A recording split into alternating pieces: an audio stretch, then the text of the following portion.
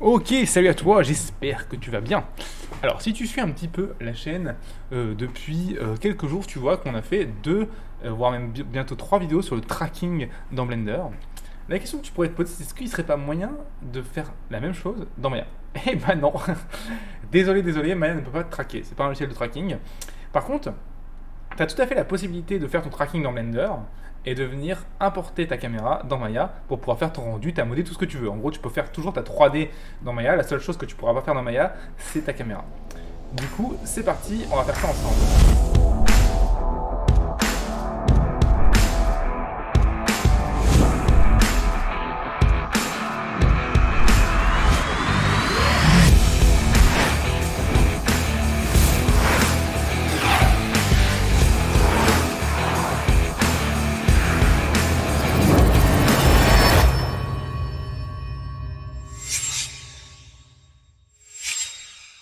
Donc du coup, il va falloir d'abord ouvrir Blender pour exporter ton track qu'on a fait ensemble. D'ailleurs, si tu n'as pas eu le cours, tu peux aller voir là. Voilà, là. Ok, pour aller voir le cours. Donc du coup, on peut fermer cette fenêtre, elle ne nous sert plus à rien. Pardon. Et alors, pour balancer un track de Blender dans Maya, il va falloir baker la caméra. Baker une caméra, c'est quoi? Ça veut dire que toutes ces contraintes, on va les écraser et les mettre dans des clés d'animation. Pour ça, tu sélectionnes ta caméra, d'accord? Tu peux virer Suzanne si tu veux, on s'en fout. Tu sélectionnes ta caméra, tu fais F3, tu cherches Bake Action, d'accord, Bake Action. Et là, tu coches bien. Tu décoches Only Select on Bones, hein, parce qu'on ne travaille pas sur les bones. Tu coches bien du coup Visual Keying, d'accord. Visual Keying, ça veut dire que ça va écraser les contraintes dans l'animation une fois que les contraintes auront été effectuées. Si tu coches pas Visual Keying, il va écraser l'animation, seulement l'animation, il ne va pas appliquer les contraintes en fait. Clear contraintes pour supprimer les contraintes après, sinon on aura un effet de double transformation. Clear parent s'il a des parentés, là il n'y en a pas mais au moins c'est fait. Et puis override current action s'il a déjà une animation mais il n'y en a pas non plus. Et tu fais OK. À ce moment-là, maintenant tu vois que la caméra bouge toujours de la même manière. Tu vois, si je me remets dedans, tout est cohérent, tout suit. Par contre, ce qui est intéressant, c'est que maintenant ma caméra n'a plus de action, de contrainte. Tu vois, c'est que des clés d'animation. Il faut faire ça, sinon Maya ne comprend pas. Il ne comprend pas, il va péter un câble. Ensuite, tu peux afficher le groupe track et pareil, tu peux pas envoyer juste un nuage de points à Maya en alambic qui va péter un câble aussi. Donc du coup, il va falloir juste créer un petit mesh ici, hop, qui va représenter ma table hein, rapidement, hein, vraiment très très rapidement. Hop, SY. Voilà, juste rapidement, je recrée ma table pour pouvoir faire ce que je veux dans Maya. On va la descendre un peu pour vraiment être aligné avec les points. On est pas mal. Voilà, j'ai X, on est un peu plus comme ça pour le coup. Hop, et puis cette face-là est un peu plus grande. C'est pas indispensable que ce soit nickel, hein. Mais voilà. Hop, voilà. Bon, c'est pas nickel, mais ça fera largement l'affaire. Donc on a notre table, ok. Et donc du coup, je vais exporter cette table et la caméra seulement. D'accord. Cette table, je vais d'abord appliquer la table, la rotation et son scale pour pas avoir de problème au niveau des valeurs ici. Regarde, un scale à 1, une rotation à 1 et seulement ces valeurs de location que je cherche. Je prends du coup la table, la caméra, je fais CTRL-I, je supprime tout ce qu'il y a autour. D'accord, donc tu ne enregistres pas la scène. Hein.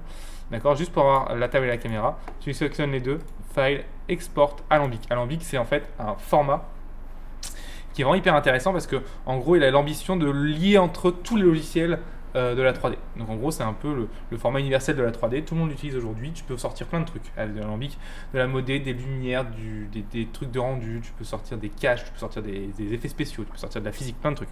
Donc c'est vraiment pratique. Du coup, on va utiliser ça parce que c'est utilisé partout et c'est très bien. Hop, tac, tac, tac, hop, je fais export alambic et c'est bon. Une fois que j'ai fait ça, je peux aller dans Maya. Donc je suis dans Maya ici et je vais ici dans Cache, Alambic, Open Alambic. Et je viens chercher le fichier Alambic que j'ai créé ici. Je fais import. Je ne sauve pas ma scène. Je me retrouve avec ça. Et à première vue, quand je vais dans ma caméra, ici on la sélectionne en faisant panel, perspective, caméra, je vais cocher sur ces deux petites cases pour avoir le ratio de ma vue. Ça m'a l'air assez correct, ce que je vois ici. D'accord? Par rapport à notre tracking. Donc c'est plutôt cool. Le problème c'est que je ne vois pas mon image derrière, donc ce qui est bien c'est que j'ai une référence pour voir si c'est pas trop de la merde ce que j'ai fait. Donc pour ça, je prends ma caméra tout simplement. Hop, ici. Je vais dans environnement. Image plane, je fais create pour créer en fait une image plane, c'est une image de fond de la caméra. Je vais ouvrir la première image de ma séquence d'images PNG, d'accord, donc celle-ci tu vois, l'image de fond. Et ici, je clique sur Use Image Sequence. Et là, tu fais Play et tu te dis, c'est génial, tout fonctionne. Sauf que non, on a l'impression que le tracking il est complètement dégueu, il n'y a rien qui marche, on a l'impression que tout glisse. En fait, je t'explique. Parce qu'en fait, il y a un décalage. Les images commencent à 0, alors que ton framerate ici commence à 1. Blender était intelligent, il savait que tu commençais à 1, donc du coup, il mettait la frame à 1. Blender, Maya le fait pas, donc du coup, il faut mettre un frame offset ici de -1 pour bien lui dire de commencer à 0, en fait. Du coup, il t'affiche même pas le résultat, il est vraiment teubé, mais bref. Je déteste ce genre de truc de Maya. Et maintenant, tu vois que maintenant, si je fais play, tout colle parfaitement. Voilà, tu as maintenant tout colle correctement. Ok. Donc c'est ça le petit truc, le petit tips, on va dire, pour pas se faire niquer dans Maya. Autre chose, je sais pas si tu te rappelles, mais moi, quand j'avais fait ma table dans Blender, elle était parfaitement à l'échelle de la table dans ma vidéo. Là, elle est beaucoup trop petite. Donc ça, c'est un souci, simplement parce qu'en fait, c'est pas le même fichier Alembic que tout à l'heure, parce que moi je l'avais déjà fait, donc je l'ai pas réexporté. Je vais simplement du coup prendre ma table, passer en face et venir la mettre aux bonnes dimensions. Ok. Hop, du coup, tac, voilà. Et donc tu vois que tout match correctement. Alors je vais ici venir panel et faire un new view, pardon. Bon, il n'y a plus, c'était caméra frame view avant, il n'y a plus, c'est bizarre. Bon, c'est pas grave, on va juste faire panel ici, appuyer sur espace pour passer ici, et dans celui-là, on va venir mettre une perspective. Voilà, comme ça, je vois ce que je fais, et du coup, je viens ici modifier ma table pour qu'elle soit aux bonnes dimensions. Si je pourrais avoir une référence, hein. Ok, donc maintenant, j'ai bien ma table qui bouge correctement. Alors, évidemment, ce serait bien d'avoir, voilà. Donc, on est content. On a notre super table. Maintenant, qu'est-ce qu'on va pouvoir rendre, d'accord, dans cette animation? Qu'est-ce qu'on peut bien faire de marrant dans une cuisine? Du coup, en Blender, on avait mis un X-Wing, c'était marrant X-Wing. Et là, je vais regarder ce que j'ai de rigolo à te proposer. Laisse-moi 30 secondes, veux-tu? Parfait. Bah écoute, j'ai un BB-8 là. Alors là, ça va être fun. J'ai un BB-8 que j'avais téléchargé, je ne sais plus où. Mais j'ai un BB-8, donc on va se mettre un petit BB-8 sur la table, ça va être bien marrant. Donc du coup, parfait, donc c'est du OBJ, évidemment il sera aussi dans le fichier du cours, hein. Donc importons BB8 dans notre scène. Pour ça, tu vas simplement dans File, Import, jusque là tu connais. Bon, BB8 est présent, il est beaucoup trop grand, évidemment, mais il est présent. Et il a déjà, ce qui est intéressant, c'est qu'il a déjà les matériaux adéquats, donc ça c'est plutôt cool. On voit qu'il y a un petit problème de smooth de normal, donc ici on va venir simplement... Smoothie normal en faisant Shift, clic droit, Soften, Harden Edge et Soften Edge. Comme ça on n'a plus de problème. Hop, on va prendre ça et supprimer l'historique. Et on voit qu'ici on a on a déjà les autres matériaux quoi, en gros, qui sont mis dedans, mais bon, ça va pas trop nous servir entre nous. Donc c'est pas très intéressant. Ce qu'on peut faire, c'est prendre notre BB8 ici et le grouper en faisant CTRL G. Pour créer un groupe entier, et on va l'appeler BB8, ce qui va nous permettre juste de le rescaler rapidement, de le mettre à la bonne taille. Hop, voilà. Alors je vais repasser dans ma caméra pour voir un petit peu ce que je fais. Ah, BB8 ne doit pas être si gros que ça quand même, hein. Faut pas... Voilà. Ok, voyons un peu ce que ça donne avec BB8. Voilà un petit peu du coup BB8 dans notre rendu. Ok, donc du coup ici on va pouvoir continuer à travailler ça, notamment sur le fait de bien mettre BB8 sur la table. Voilà, et donc du coup on va lui mettre les shaders appropriés, surtout qu'on a pas mal de petites textures et tout, donc ça peut être sympa de faire un truc pas trop dégueu. Donc on va aller faire un premier shader ici, clic droit, New Material, et on va aller chercher du coup, comme tu le sais, ton shader et ton AI standard surface. Pense bien à mettre à jour Arnold, encore une fois, je ne le répéterai jamais assez. Alors on va enregistrer la scène, c'est vrai que je peux enregistrer la scène, grave erreur. Ok, et du coup, lui, ce shader, on va bien l'appeler Shade Box, Shade Body. Pourquoi? Parce qu'en fait, c'est le nom de mes textures. Ça sera encore plus simple à gérer. Ok, allez, c'est parti pour le reste. Donc, j'ai un body et un head. Et j'ai un head ring, je crois. On va regarder un petit peu ce que c'est. Ouais, d'accord. Ouais, non, c'est la tête, quoi. Donc, du coup, la tête, hop. Favorite shader, AI standard surface. Et du coup, SH Head. Ceci étant fait, on va maintenant créer un Skydome pour éclairer notre image. Et ce qui serait sympa, c'est qu'en fait, on éclaire notre scène avec une image de notre rendu, de notre film en fait. Comme ça, on est sûr d'avoir la couleur après cohérente. Et puis après, on refera l'éclairage pour être sûr de bien être cohérent en éclairage. Mais déjà, juste pour avoir les bonnes couleurs. Donc pour ça, je vais dans Arnold ici, light et je viens créer un sky dome. Dans ce sky dome, je viens simplement ici dans couleur, je clique sur les deux petits damiers ici et je vais pouvoir choisir file texture, file ici. Et ici dans file, je viens choper la première image de mon rendu background ici. Open. Tu ne mets pas surtout pas une image séquence puisque là je veux juste une seule image, ça ne sert à rien de faire la image séquence. C'est juste pour avoir à peu près le truc correct en termes de rendu. On va essayer d'être cohérent dans la position. Donc on voit que la table est derrière, elle doit être devant. Donc du coup, hop, on va venir faire ça. Voilà, beaucoup plus logique. Ok. Bon après de toute façon, ça changera pas grand chose. Donc du coup, on va pouvoir juste lancer le Arnold Render View, tu vas voir ce qui se passe à ce niveau-là. Voilà un petit peu ce qu'on a. Toi tu ne vas rien voir, mais moi je te montre. Alors première chose qu'on voit, c'est qu'on a vraiment un problème de smooth de normal. Alors je vais vérifier si on va déjà regarder si les faces sont bien. Non, elles sont bien collées. Si je fais un smooth dans Arnold, on va voir ce qui se passe. Donc dans la shape ici, je viens dans Arnold. Et dans Arnold, je viens ici dans Subdivision. Et je vais mettre Subdivision à 4 Clark. Et j'en mets... Ah non, bah tu vois, dès que j'en mets une, ça a l'air de corriger le problème. Donc c'est parfait, voilà un petit peu ce qu'on a. Je vais baisser un peu les paramètres de rendu parce que là, il galère comme jamais. Et on est parti. Donc paramètres de rendu, ici, Arnold Render. Voilà, hop, 0 en diffuse, pour l'instant on n'en a pas besoin. Spécular 1, voilà, caméra à 2. Et aussi la taille d'image est beaucoup trop importante. On va se mettre en... Ah et non, on oublie les 540 par. Alors je crois que tu peux ici dans View... Non, ouais, non, ça a changé. Avant on pouvait faire des test render.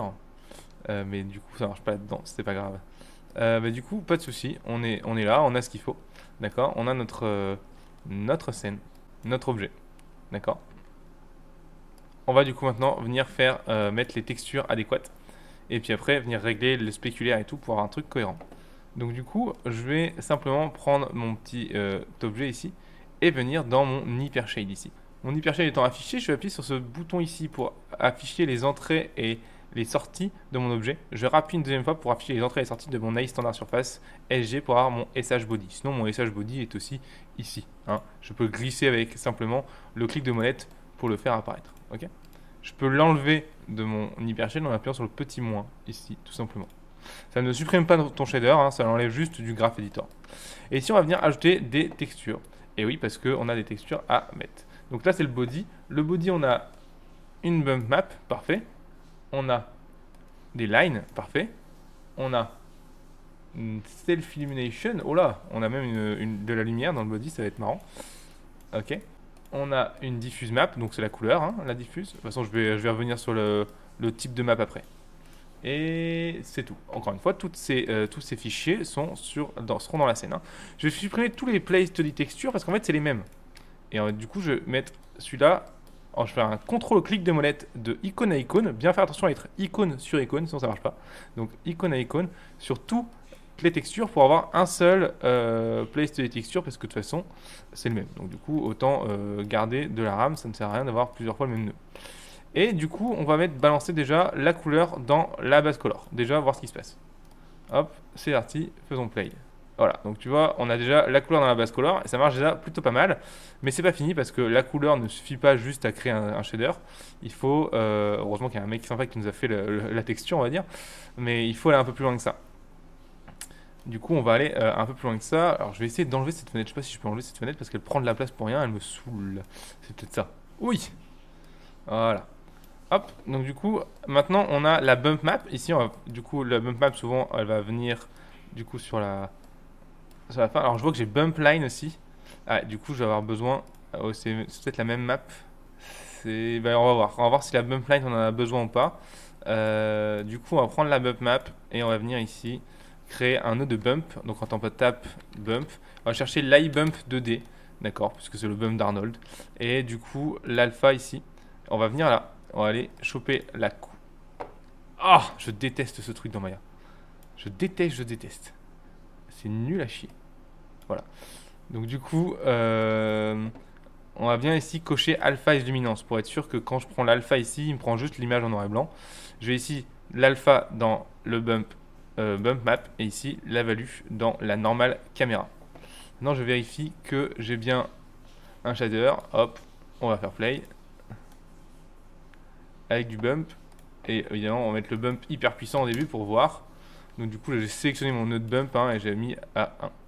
Bump hauteur. Mais pour l'instant, je ne vois rien. Alors je vais essayer de zoomer pour vraiment être sûr qu'il y ait du bump ou pas. Si je le mets à 0, il se passe quoi? Si, c'est bon, on en a. Donc du coup, 1, ça avait l'air cohérent. Du coup, le mec a assez bien géré ça. Du coup, parfait. On va rester à ça. Et le bump m'a l'air nickel. Je pense pas qu'on ait besoin des bump lines. Qui en fait sont vraiment des lines pour raccrocher. Mais du coup, dans la bump map, j'ai l'impression qu'on a déjà en fait ce qu'il faut. Donc on va virer la bump line. Donc on a la Self Illumination Map. Une Self Illumination Map, c'est de la lumière en fait. Donc du coup, ça suffit de glisser l'alpha. Donc encore une fois, cocher alpha et luminance pour qu'il prenne l'image en noir et blanc en tant qu'alpha. Il y a qu'à le foutre dans émission ici. Hop. Ou même la color dans emission color. Ça marche très bien aussi. Et du coup, l'émission ici, il faut venir par contre bien la mettre à 1 du coup. Tac tac, émission et la mettre à 1, sinon on ne verra rien. On peut encore une fois venir faire un petit CTRL-S. Voilà, alors voir si l'émission fonctionne. Alors évidemment, lui il montre n'importe quoi, ouais, c'est ces deux petits points blancs ici. Et ça a l'air de fonctionner, donc c'est plutôt fun. Très bien, alors c'est toujours pas fini. On a une height map. Mais en fait, qu'on soit clair, on a un problème dans le sens, il nous manque, excuse-moi, il nous manque une map de roughness en fait. Et du coup ici je vois un Wild Texture Metal Sheet Scratch Brush. Vous voyez un peu ce que ça donne en texture ce qu'on a. Ouais, c'est un peu pété, ok. C'est un peu nul même. Et j'ai White Dirt Map, c'est quoi ça? Ouais, ok, c'est pas terrible non plus. Quoique le White Dirt Map peut peut-être nous permettre de faire une... on va faire en fait une map de roughness avec la diffuse en fait. On va pas s'emmerder. On va créer une map de roughness via la diffuse. Comment on fait ça? Tu prends ta diffuse. Et en fait, on va la mettre en noir et blanc. Donc du coup, on va aller choper alpha et luminance dans notre diffuse, d'accord? Donc je viens de sélectionner ma diffuse, je coche alpha et luminance. Et je vais venir ici créer ce qu'on appelle un ramp pour pouvoir gérer en fait le début et la fin de mon blanc et de mon noir. Comme ça, je vais pouvoir gérer ma valeur maximum et minimum de roughness. Pour ça, je cherche range, pas iRamp. Et l'input, c'est la couleur de ma diffuse. Et la sortie, c'est le rouge que je fous dans la specular roughness. Ok? Mais pour l'instant, il ne faut pas que je sorte ça pour que je puisse voir ce que ça donne ici. Bon, si je clique là, logiquement, non. Ok, bon, c'est pas grave, on va pas s'emmerder, on va foutre la couleur dans basse color pour pouvoir voir un peu ce qu'on fait. Donc maintenant, hop, logiquement, je devrais voir ce que je fais. Alors, si tu vois que ça n'a pas updaté, logiquement, ça a updaté. C'est juste qu'il faut que je prenne l'alpha et pas la couleur. On va prendre du coup le rouge dans rouge. Du coup, non, le rouge dans bleu. Ah, c'est nul à chier. Le rouge dans bleu. Et le rouge. Voilà, comme ça, on a vraiment un truc en noir et blanc. Du coup, on a mis les rouges dans les trois valeurs. Et du coup, ici, dans le high range, je peux venir tweaker en fait les fonctions en venant. Je vais fermer ça, ça ne me sert à rien. Je vais fermer ça, ça ne me sert à rien. Voilà. En venant gérer ici, du coup. Allez, c'est chiant cette petite interface pour travailler. Gérer ici, par exemple, le contraste. Tu vois, pour pouvoir contraster un petit peu ma roughness. Je peux gérer mon input max pour mettre plus de noir en entrée ou mon output max pour mettre plus de blanc. Donc c'est plutôt pratique. Du coup, je sais que je peux gérer ça maintenant. Et donc ça, je vais virer cette liaison-là et je vais mettre ça dans la roughness. Donc ici, out color, enfin plutôt le rouge dans la roughness. Parce que de toute façon, c'est du noir et blanc. Et du coup, par contre, la couleur ici de ma diffuse, je vais bien la mettre dans la basse color. Ok. Et du coup, maintenant que ça c'est dans la roughness, on va pouvoir travailler un peu. Donc on va zoomer un petit peu pour vraiment voir ce qui se passe au niveau de la roughness. Et je vais créer une light juste à côté de BB8 pour vraiment bien comprendre, parce que là il n'y a pas beaucoup de réflexion, donc on a du mal à voir. Arnold, light, area light. Hop, voilà, scaler un petit peu et on va venir la rendre un peu plus puissante en mettant son exposure ici à 10. Ok. À 2. À 3, allez, 4. Voilà. Du coup, maintenant, on voit bien ce qui se passe en termes de réflexion, etc. Donc, on est parti. On va jouer sur la roughness pour voir un peu ce qu'il en est. Je déteste ça, encore une fois. Ah là là. C'est vraiment pas une très bonne interface. Mais tu vois, donc là, j'ai perdu mon shader. Pas grave, je peux venir sélectionner mon objet, appuyer sur double flèche, mon analyse standard surface, mon double flèche, et j'ai retrouvé mon shader. Je prends mon range ici et je viens jouer du coup avec le truc. J'aimerais que B8 soit assez... soit pas trop justement réfléchissant. Donc On va essayer de mettre pas trop de noir. Plus ce sera noir, plus il sera réfléchissant comme une bille. Tu vois, là, plus il est noir, plus il est réfléchissant. Plus il est blanc, plus il est flou, en fait, dans la réflexion. Hop, je peux mettre aussi output min pour, du coup, voilà, venir faire baisser cette réflexion maximum. Ça va nous permettre d'avoir quelque chose de plus gris, en fait. Et là, ça me paraît pas trop mal. Voyons un peu ce qui se passe quand je tourne autour. Autre chose, logiquement, notre BB8, c'est en grande partie du métal. On va regarder si, en mettant metalness à 1, ça donne quelque chose de plus cohérent. Ça a l'air. Donc on met la metalness de... Je trouve encore un peu trop... Peut-être pas assez réfléchissant. Ouais, voilà. Non, je le trouve peut-être trop réfléchissant. Du coup, voilà un peu notre BB8, notre corps. Et on va s'attaquer du coup à la tête. Ok, donc le corps est fait. On va s'attaquer du coup maintenant à la tête en utilisant exactement la même méthodologie. Je sélectionne simplement ma tête et je viens ici mettre le shader de la tête en faisant double entrée, je reclique, double entrée, tu commences à avoir l'habitude maintenant. Ici sur la tête, on va venir du coup ajouter les textures qui sont en adéquation avec celle-ci, qui seront encore une fois, je me répète, dans le fichier disponible sur teach.motion-com si tu es inscrit. Donc du coup, on a la end bump map, donc qui va être notre bump. La diffuse, bon là je vais un peu plus vite parce que du coup maintenant tu connais, c'est exactement pareil que tout à l'heure. Bon on est bon, ça suffira je pense. Le reste finalement on les a enlevés avant. Et puis on va juste après utiliser et faire notre roughness nous-mêmes. Hop, donc je garde le même place tous les textures, ça on connaît aussi. Donc je viens mettre ma diffuse dans la base color. La bump map, alors bien faire attention avec la bump map, elle soit en RAW, d'accord, c'est important qu'elle soit bien en RAW. D'accord, en mettant alpha et luminance. C'est vrai que je ne l'ai pas fait sur celui-là, donc je vais le faire directement. Parce que sinon on va avoir des soucis. Donc mon bump map ici, mettre en RAW.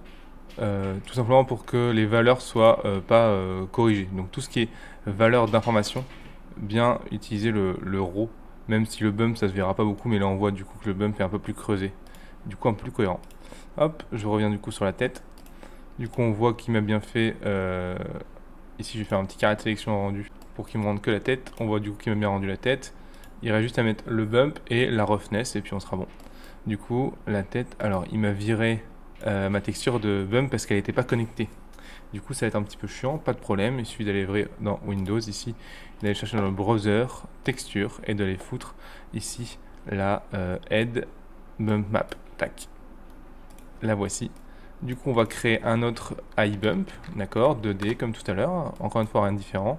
Ici, on est bien alpha luminance, l'alpha dans la bump map, la valeur dans la haute normale, et ici on a bien un bump map à 1. Voyons ce que ça donne. Ça va l'air assez cohérent, d'accord. On va se faire du coup la roughness, c'est parti. Donc pour ça, je vais créer un eye range. Alors je vais bien mettre ici encore une fois alpha luminance. Hop, donc je crée un eye range. L'input c'est l'alpha. Alors le problème c'est oui, l'alpha, on se rappelle, il y avait des petits problèmes, donc l'input ce sera plutôt du coup le R à chaque fois. Hop, voilà. La haute color, on va le mettre en basse color juste pour pouvoir prévisualiser ce que ça donne. Donc là logiquement on a du noir et blanc, mais pour l'instant on n'a rien du tout. Est-ce qu'on a un bug? Ça m'a l'air. Parce qu'en même temps j'ai bougé mon écran, du coup c'est un petit peu teubé ce que je viens de faire. Donc du coup désolé, j'avais perdu mon BB8. Ce sera mieux comme ça. Ok. Et du coup, on va faire le range. Donc on a la version en noir et blanc. On veut quelque chose qui soit plutôt dans les gris. On veut quelque chose qui soit assez reflétant. D'ailleurs, on va mettre le shade head aussi avec une metalness assez importante à 1 parce que c'est un métal. Voilà, donc nous on a un truc entièrement reflétant. On va aussi lui mettre un petit coup de smooth lui. Parce que sinon ça fait des trucs un peu bizarres. Donc dans géométrie ici, en sélectionnant ma shape, hop, Arnold. Ici dans subdivision, on va lui en mettre une aussi en 4 Clark. Voilà, comme ça enlève le souci qu'on avait.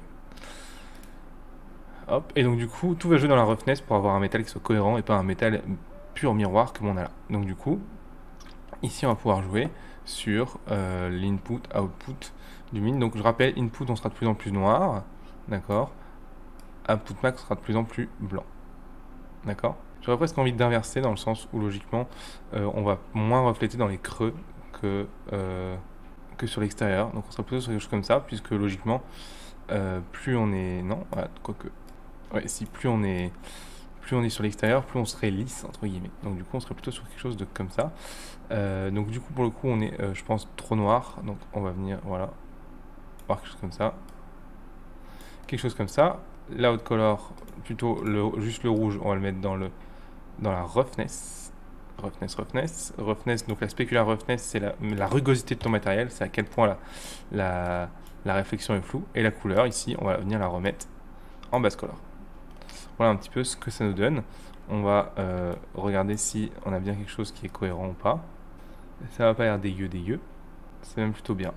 On va regarder si on va tirer ça pour avoir quelque chose de plus métallique. Je pense que là c'est pas mal. Un petit peu moins métallique, hein. 1.5. Enfin, plus rugueux du coup. Alors que dans tous les cas c'est métallique. Parfait. Du coup on a BB8 en action. Comme tu peux le voir. Alors, maintenant qu'on a fait ça, il va falloir du coup repasser en vue de caméra. Donc il suffit de aussi venir dans Camera Shape. Voilà. Donc tu vois que je peux voir mon arrière-plan un peu déformé, bizarre, mais c'est pas du tout un souci. L'idée c'est juste de pouvoir du coup dire à la caméra, ok très bien, est-ce que je peux voir l'ombre de ma table sur ma table? Pour ça il faut sélectionner ma table et lui mettre un nouveau shader qu'on appelle un AI standard, un AI shadow matte. Donc du coup tu fais new matériel et tu viens chercher un matériel ici, shadow matte. Donc du coup AI shadow matte, il est où? Voilà, AI shadow matte. Ici voilà ce que ça fait, tu vois que ça crée seulement les ombres et ça nous enlève tout le reste. C'est exactement ce que veut, c'est parfait. Dernière chose, il faut enlever la visibilité dans la caméra de notre Skydome. Donc on sélectionne notre Skydome, on vient dans visibilité et on met la caméra à 0, juste pour que on ait quelque chose de cohérent. Donc ici tu vois que c'est beaucoup mieux. Et autre chose, on voit que du coup le ratio de notre image et le ratio de notre caméra n'est pas le même, ce qui fait qu'on a un espèce de truc un peu écrasé, bizarre là, ce qui n'est pas du tout cohérent. Donc du coup on va venir changer ça aussi.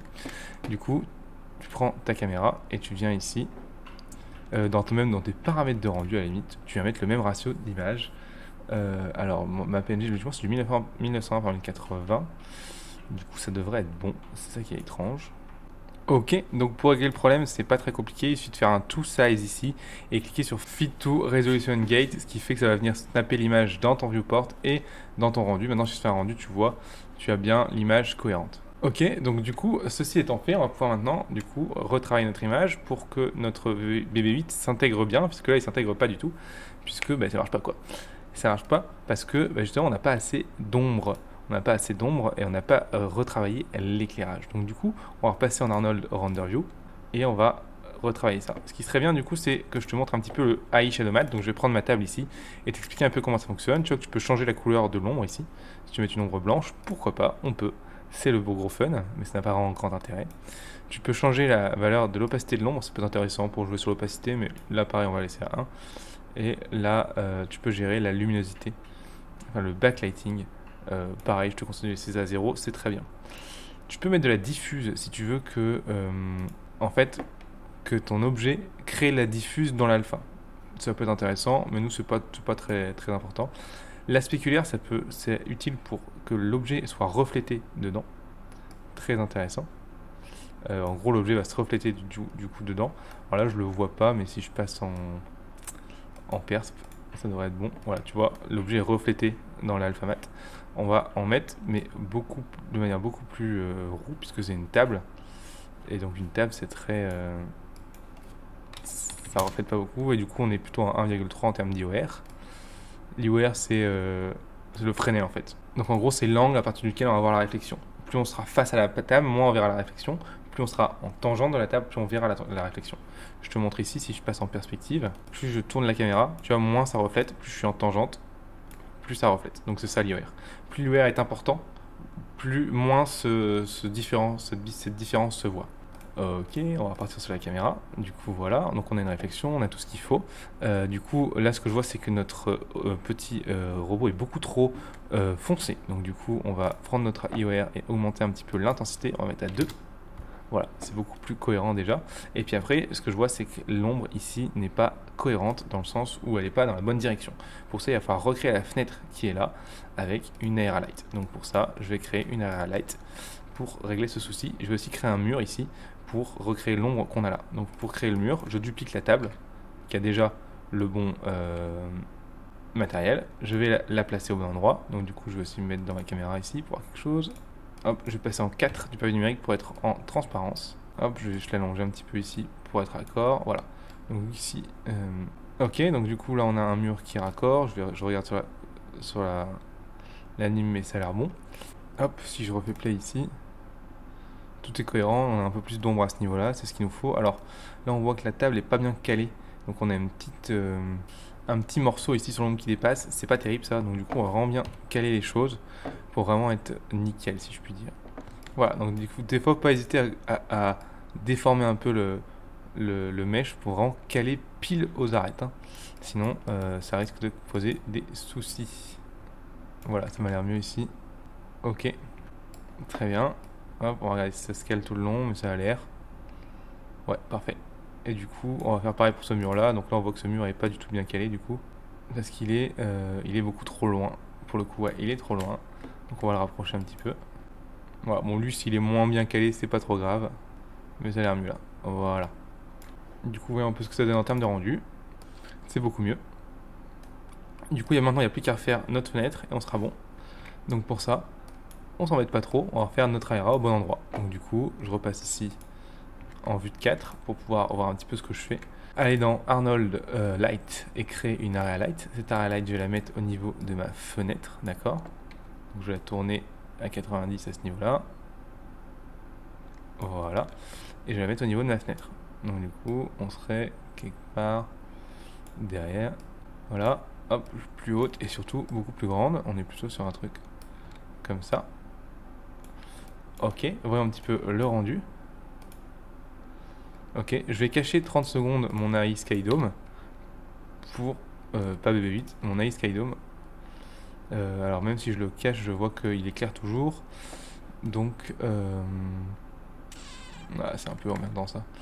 On va regarder si je peux venir rapidement le désactiver dans la shape ici. Là, je peux venir mettre son intensité à 0. Alors, je vais mettre son intensité à 1 et on va jouer plutôt sur l'exposure pour gérer sa puissance.